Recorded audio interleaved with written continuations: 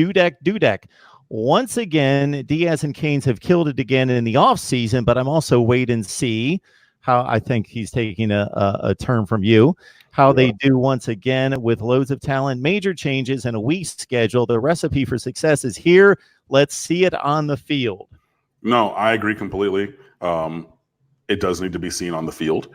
And yeah, it would be a great thing to see that. And I was actually just arguing with some people on Twitter just a little bit this afternoon because there's a local Twitter account who put out a piece saying, what do you project the record to be after 5 games? And you look at those 5 games, and I said, look, it has to be 5-0. And I know that I'm on record saying 7-5 and prove me wrong, but there's not an acceptable loss in those first 5, especially when you consider that Michigan State just changed their head coach like yesterday, and like when D'Antonio was there, you could maybe talk yourself into it as being not necessarily acceptable, but understandable, if that makes sense. You know what I mean? Sure. But no, man, no, there's no loss in the first 5 that's acceptable. It's just not. And like somebody who used to write for State of the U, we go back and forth sometimes on Twitter. He said, it has to be 5-0 or Manny has to get fired.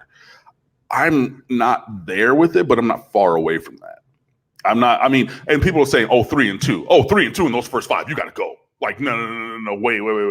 3-2 in the first 5 this year? Again, yeah, and I know people are going to say the same thing. I'm like, no, Miami has had and continues to have the talent, but the production's not been there, and that has to change. But, yeah, it's a thing where we have to see it on the field this year, and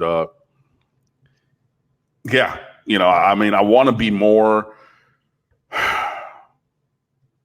I wish I felt better about it because I wish that this program had given me reason to be more enthusiastic and feel more secure that they were going to perform to the level that we're saying. But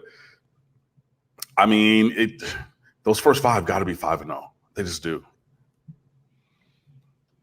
For me, I don't pull the plug on any coach unless there are just functional cultural things wrong with the program that are obvious. I don't pull the plug on a coach, especially in his second season after 5 games. I wait until I've got the entirety of the schedule and the season's performance to evaluate. Even at 3-2 with a soft first 5 games, I got to see the entire thing play out if I'm running the show and if I'm in charge of the hiring and firing of the coach. I'll put it to you like this. 3-2 means you've lost to 2 of UAB, Temple, Michigan State, and Pittsburgh in the first 5.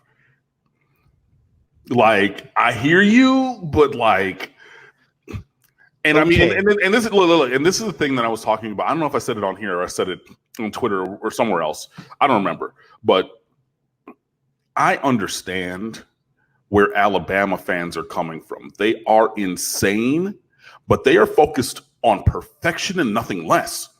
And I get it. It's like, come on, you're going to lose a game every now and then. LSU was better than you. Johnny Manziel was a singular talent. Cam Newton, Nick Marshall was a fluke game. They aren't trying to hear that.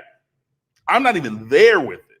I'm just saying it needs to be not 3-2, but I get where the Alabama people are coming from. And it's almost to a point where it's just even though it is crazy, it's not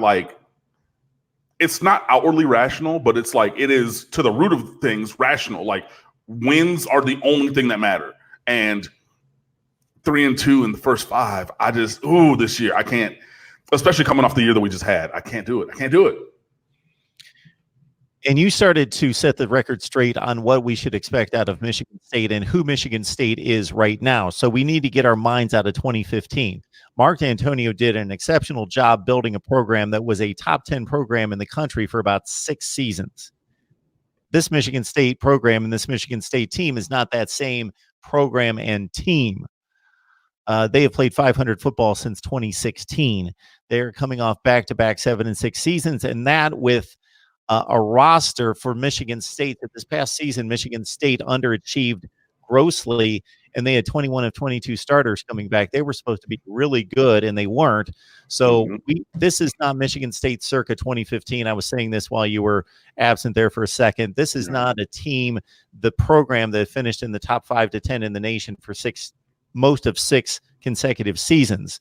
This is basically Indiana or Illinois right now with a coaching turnover. They did lose to Illinois this past season. They are basically, unless they're going to prove me wrong in the next few years, they're going to be in Indiana or Illinois in the Big Ten for the next couple seasons. So this is not the game that I was excited to see when it was scheduled. Right. I mean, and that happens with all of the games. You know what I mean? Like you schedule them so far in advance and whatnot. But I mean, yeah, it is a little bit different, the setting and scenario at Michigan State, but Miami still has to go up there and win, like regardless. Yeah, it's not going to be a cakewalk. I wouldn't expect it to be, but they should win. Yeah, we both agree they should win. They should be about an 80 to 85% certainty of winning this game, just looking at talent and where the programs are with Michigan State starting over.